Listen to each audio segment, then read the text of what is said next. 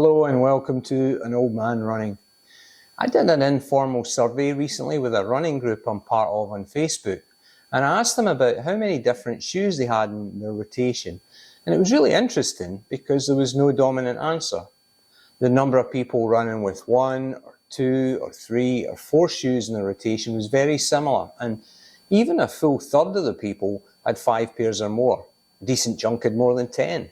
So it got me thinking about a shoe rotation and asking myself, do you really need one? And the obvious answer is no. A lot of the people who talked about having one shoe in the survey were experienced regular runners, and many of the 2-shoe groups simply had one for roads and one for trails. And some people mentioned that they found a shoe type that they really like that keeps them injury free, so why rotate? And they're right, don't mess with something that's working. So maybe a couple more useful questions to ask are there some advantages to having a shoe rotation? And if so, what should that rotation look like? In my opinion, the answer to the first question is yes, there are advantages. Let me tell you why, and then I'll go and show some examples of what a shoe rotation might look like. I think there are 5 factors in favour of a shoe rotation. 1, reducing injury risk. 2, having the right tools. 3, preserving a favourite shoe. 4, saving money, believe it or not. And then 5, fashion. So let me kind of take each of these in turn, starting with reducing injury risk. And so here's the argument in a nutshell for why a rotation reduces injury risk. 1, running uses the same muscles and tendons over and over again. 2, most running injuries are caused by the cumulative stress and wear of this repetition. 3, different types of shoe load up your muscles and tendons in subtly different ways. And 4, therefore, the argument goes, with a multi-shoe rotation, you're putting less repetitive stress on the same areas and are less likely to injure. So, is there any basis for this argument? Well, the answer seems to be yes. Let me quickly summarise a paper called Can Parallel Use of Different Running Shoes Decrease Running-Related Injury Risk? It's from the Scandinavian Journal of Medicine and Science and Sports, which I'm sure you all subscribe to. I've cited it in the notes if you like to read it. The paper starts by citing previous studies that confirm that repetitive or overuse injuries are indeed the most common for runners. It then references numerous previous papers that seem to firmly establish that different running shoe characteristics influence both the size and the type of stresses placed on the body. So with this basis established, it then tries to prove a causal connection between running with multiple shoes and reduced injury risk. And it uses the author's controlled study of a group of amateur athletes, some of whom ran almost exclusively in a single shoe and some of whom ran in more than one shoe. I won't bore you with the stats and methodology, but the multiple shoe users in their study had a 39% lower risk of running injury than the single-use runners did. Now, there's very little other research in this field, and the little that there is less conclusive than the author's study. The authors also acknowledge the limited size, 264 runners, and the limited duration, 22 weeks of the study. So I wouldn't hang my hat on 39%, but the study does seem robust, and I feel pretty good about the overall likelihood of reduced injury risk by having a shoe rotation. According to Home Depot, there's 5 different types of screw that the average DIYer will use and need. So you wouldn't use a masonry screw on wood or a deck screw on drywall, for example. Now, I think running's a little more flexible than that, but I still think you'll get better results, for example, with racing shoes for racing and comfy cushion shoes for slow recovery runs.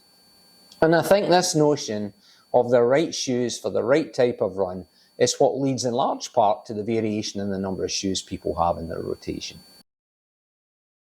I love the Saucony Kinvara 12, but we're on the Saucony Kinvara 14 now, and there's even a Kinvara Pro. Getting Kinvara 12s now is pretty much impossible. One strategy is to buy extra pairs before a new model comes out, and I've done that, but another way of preserving the life of a favourite shoe is to have a bunch of others in your rotation. 4 shoes could mean 4 times longer that you've got your favourite shoe to reach for. Another reason put forward that rotation can preserve a favourite shoe is something along these lines. Giving each pair a longer break between runs allows the midsoles to decompress and the cushioning to recover. ultimately making your shoes more durable. Here's the thing about that. I dare you to say that in an online forum or out running with a group. I almost guarantee you that some expert will tell you with great authority that that argument has been debunked. And yes, it was. But the study in question was summarised in a 1985 article in the American Journal of Sports Medicine by Cook, Kester and Brunet. It's almost 40 years later now, and there's been big advances and, more importantly, big changes in shoe design and technology, so I'm not sure this study is definitive anymore. Personally, I don't think it's clear one way or the other, but I don't think you should rely on getting actual extra miles out of your shoe from rotation. But if you've got multiple shoes, you've got that extra time. Okay, this is a bit of a stretch. How does buying more save money? Well, it's not boy math or girl math or dog math, it's running math. Here's how it works. Let's say you run in one shoe and you replace it every 375 miles. Say that shoe costs you $150. That's 40 cents a mile you're paying. Now, you decide to have 4 different shoes in your rotation. Now, you can get them on sale because you can add them in at your leisure. And as a result, you maybe can get them for an average of $125. Boom, 33 cents a mile. That's how you save money. Yeah, I'm shallow, but for races, I like my shoes to look bright. Sometimes I like my shoes to match my running top. Sometimes I just like the look of a shoe, or I see one I wanted to try and sale. Or my wife and my family know I love shoes and they get me them as a Christmas present. Running is my main hobby. I don't spend a ton of money in clothes, apart from running ones, or in entertainment or in electronics. People spend money indulging their hobbies sometimes, and there's nothing wrong with that. Now, if you can indulge your need to look good with some sort of reference to the other benefits I've talked about here, then all the better. So that's my arguments for a shoe rotation. If you agree it's a good idea, let's talk about what one might look like. So how many shoes is right? Well, going back to the study I quoted, the multi-shoe runners in that study, all running on roads, averaged 3.6 shoes with a range from 2 to over 5. But there was no analysis of the effects of different quantities for multi-shoe runners. And the fact is, there's no study out there which estimates the ideal shoe rotation size. So let's do this. Let's start on my current and ridiculous 7-shoe rotation, explain what each are for, and then we'll subtract one at a time and figure out how it would work all the way down to 1 shoe. I'll use my shoes as examples. I've done reviews of all of these, so if you want to learn more about them, you can find the reviews on the channel here. So let's start with 7 shoes. This is my rotation and what I use them for. For recovery runs, so after say a hard run or a long run, I'll use these, the Saucony Triumph 20.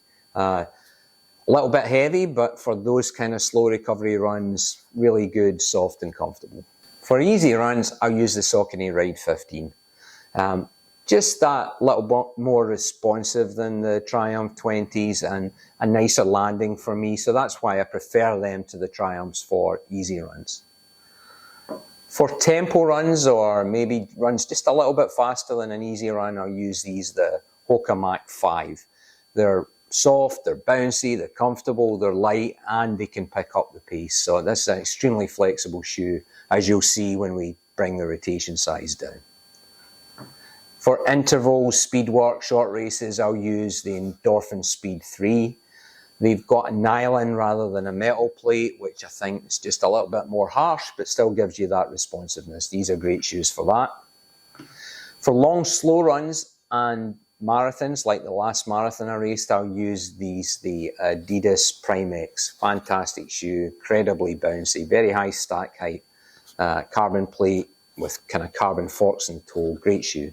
Then for half marathon races and say fast finish long runs, I'll use the Adidas Adizero Adios Pro 3.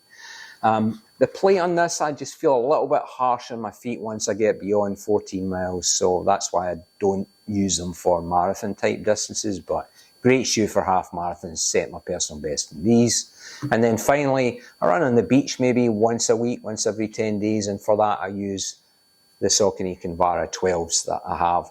The pores on here are really tight together, so they don't let the sand in. It's a nice light shoe, just feels really good on the sand.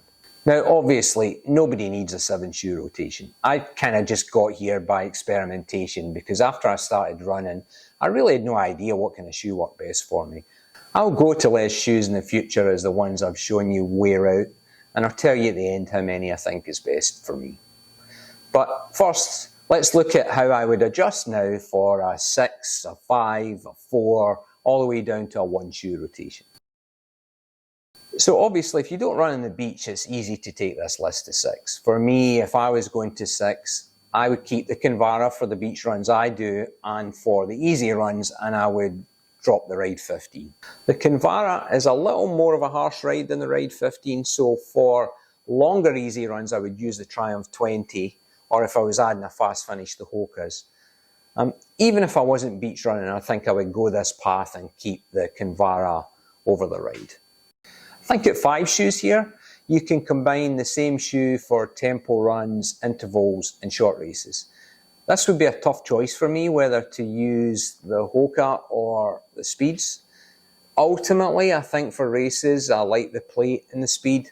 I run about 7 or 8 5 or 10k races a year, and I clearly see the benefit of a plate. But I love the Hokas so much that I think I would have to keep them. I believe they're comfortable enough for a recovery shoe and would be a nice complement to the Kinvara for easy runs, so I'm dropping the Triumphs here. Going on to 4 shoes, I love the Adios Pro 3, but at distances over about 14 miles, the plate starts to bother my foot, so that's why I don't use it for really long runs. Now, with its great cushioning, the plate isn't as noticeable on the Prime X, but it still has pep, so I could definitely use them on fast finish long runs. At 3 shoes, the obvious thing to do is to have a single shoe for easy and recovery runs. I think the Kinvara is too harsh for recovery, and the Hoka Mach 5 is just much more flexible in what you can use it for. I've run in these all the way up to half marathon distance, and they just fade away from your consciousness and let you focus on the run, which is a hallmark of a good shoe for me. I've also run on the beach with them, and they're pretty good at keeping the sand out, so reluctantly I'll drop the Kinvaras here. So at 2 shoes, the Hoka Mach 5 can also pick up the pace really nicely, and I think I could easily make them work for all my shorter runs and races, and drop the Endorphin Speed 3 here. Because I think for recovery and easy runs, the speed is just a little more harsh and intrusive at slow paces. Finally, if I had to go to 1 shoe, obviously a 1-shoe rotation needs to be extremely versatile, and I think you have to avoid a carbon-plated shoe here, and my choice would be the Hoka Mach 5. I honestly think they would be fine for a marathon, and the best non-plated option for shorter races. My only concern with the Hokas is longevity in the outsole. It's not well protected, but you can have everything. If you get a chance, have a look at my Hoka Mach 5 review. In terms of an alternative, a lot of my friends run a New Balance Rebel, so those are also worth considering. So what do I think is the best rotation for me? It's 5 for me because I just love having a different variety of shoes, but 4 probably works too. Now obviously, as you can see, I'm a Saucony and an Adidas and most recently a Hoka fan. I've got no real appetite to try other brands anymore. I've found what I like, but if you're new to shoe rotation, there's tons of choices out there. Read reviews online, go to your local running store and get professional advice on fitting. Try them out before buying, but also don't be afraid to use the return policies that most good running stores have if it's clear to you in the first few weeks that they're not the shoes for you. I've wasted a lot of money not returning shoes that became clear after 2 or 3 weeks that they just weren't right. I hope this video was interesting and maybe even of some use for you. If it was, please give me a like and consider subscribing to An Old Man Running. Thank you.